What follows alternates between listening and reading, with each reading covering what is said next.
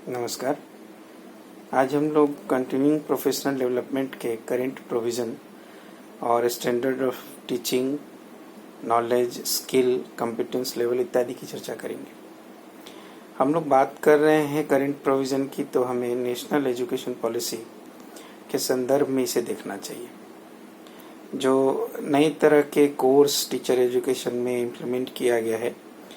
खासकर 4 years integrated BEd course, उसको कई जगह पे, कई स्थानों पे लागू कर दिया गया है और 2030 तक ऐसे शिक्षक जो 4 साल के कोर्स को पूरा करके आए हों, उन्हें ही नियुक्त करने की बात की जा रही है।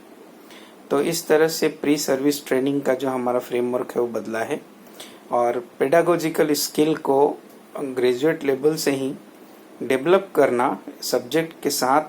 सब्जेक्ट टीचिंग के साथ, ये इसका मूल उद्देश्य है। तो इस तरह से टीचर्स के लिए जो स्पेसिफिक गोल निर्धारित किए गए हैं और जो प्रोफेशनल डेवलपमेंट के आधार हैं, वो तय करने के पैमाने बदल जा रहे हैं। अब ओडीएल की प्रधानता बहुत ज़्यादा होगी, ओपन एंड डिस्टेंस लर्निंग की। अगर किसी कोर्स को आप करना चाहते हैं, जो पाठ्यक्रम आपको या प्रोग्राम लगता है कि आपके टीचिंग लेवल को बढ़ा देगा, आपके शिक्षण के स्टैंडर्ड को बढ़ा देगा, आपके कॉम्पिटेंसी लेवल को बढ़ा देगा, आप उसको ओपन एंड डिस्टेंस लर्निंग के माध्यम से कर सकते हैं। हर एक संस्थान को ये सुविधा दी जाएगी कि वो ओपन एंड डिस्टेंस लर्निंग खोले और मुख्य रूप से इसको फैसिलिटेट किया जाएगा। अगर हम लोग अभी सीपीडी में बात करें तो स्वयं पोर्टल हमारे सामने जीता जागता उदाहरण है और ये मिनिस्ट्री ऑफ एचआरडी का एक जो उपक्रम है, जो विभिन्न देश के अलग अलग विशेषज्ञों से मिलकर और अलग अलग इसके जो पार्टनर्स हैं, उन्होंने तैयार किया है और ये पाठ्यक्रम बहुत ही उपयोगी है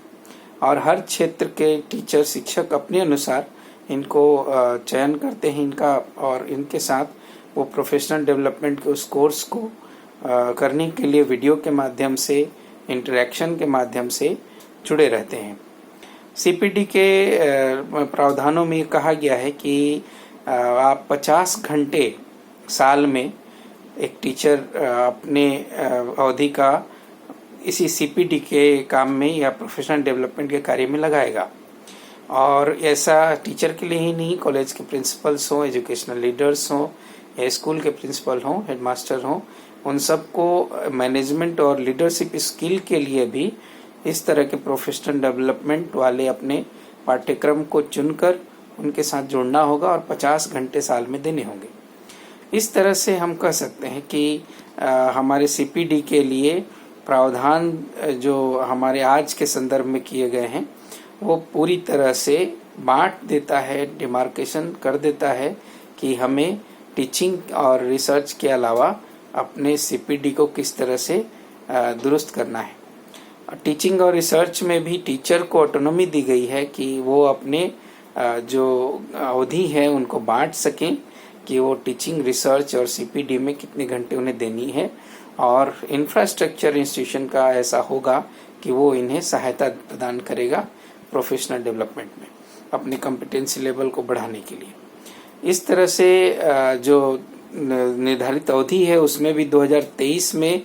कहा गया है कि 2023 तक जितने भी हमारे टीचर एजुकेशन के प्रोग्राम हैं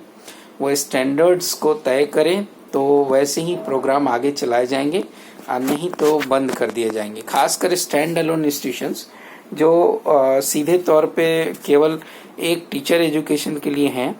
वैसे को बंद करके मल्टी डिसिप्लिनरी अप्रोच की तरफ बढ़ना है। और मल्टी डिसिप्लिनरी अप्रोच का मेन कारण है कि लिबरल एजुकेशन को वोकेशनल एजुकेशन से अलग नहीं करके इंटीग्रेटेड अप्रोच अपनाने की बात की गई है और लोक विद्या जैसी चीज़ों से अपने जो संस्कृति है, जो मूल आधार है ज्ञान को, तकनीक से और वोकेशनल एजुकेशन से जोड़कर सीखने की बात की गई है। तो ये हमारे लिए स्टैंडर्ड जो होंगे वो इंटरनेशनल और ग्लोबल स्टैंडर्ड तय करने हैं, इसको भी एक रूप दिया गया है। और आईआईएम, आईआईटी की तरह लिबरल एजुकेशन में भी हम लोग इस तरह के बीएड और एमएड के इंस्टीट्यूशन तैयार करें जो अंतर्राष्ट्रीय मानक के अनुसार हो। और उन सारे क्राइटेरिया पे, उन सारे बातों पे खरा उतरता हो जो अंतर्राष्ट्रीय स्तर पे तय किए जाते हैं। खासकर तब जब टीचर एजुकेशन में भी हम लोग हायर एजुकेशन या फिर जो पहले के शिक्षा है, पहले के स्तर की शिक्षा, उसको भी हम लोग बराबर कर देते हैं और एक तरह से पढ़ाई करते हैं। तो ऐसा नहीं है। पेडागोजिकल स्किल ऐसा होना चाहिए कि हर स्तर पे, यहाँ तक कि हर विषय पे आपकी विशेषज्ञता अलग हो जाती है, आपके पढ़ाने के ढंग बदल जाते हैं। तो एक ही तरह की पढ़ाई नहीं सिखा के उन्हें उनकी ज़रूरतों के अनुसार और इंटीग्रेटेड अप्रोच अपनाते हुए हर विषय में किस तरह की स्किल, किस तरह के कौशल की ज़रूरत है, उसका एक पूरा नॉलेज बेस तैयार करना है। और वो सारा ज्ञान देने की जो प्रक्रिया है, उसमें स्किल का जितना भी ज़रूरत है, जो भी क्राइटेरिया है, उसको एनालाइज करना है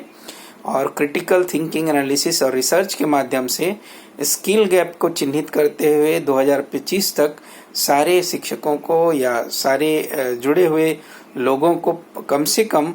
उनमें से 50% अपने स्किल गैप को पूरा कर लेंगे 2025 तक, ऐसा भी प्रावधान किया गया है। तो इस तरह से बहुत सारी बातें जो हमारे स्टैंडर्ड्स से मिलती हैं, हमारे टीचिंग से, कॉम्पिटेंस लेवल से, नॉलेज से, और इवन जो रिसर्च की बात की जाती है, उन सब में हम लोग कंटिन्यूइंग प्रोफेशनल डेवलपमेंट को एक बहुत बड़ा माध्यम बना सकते हैं। और इन सब के आधार पे ही करंट प्रोविजंस जो हैं हमारे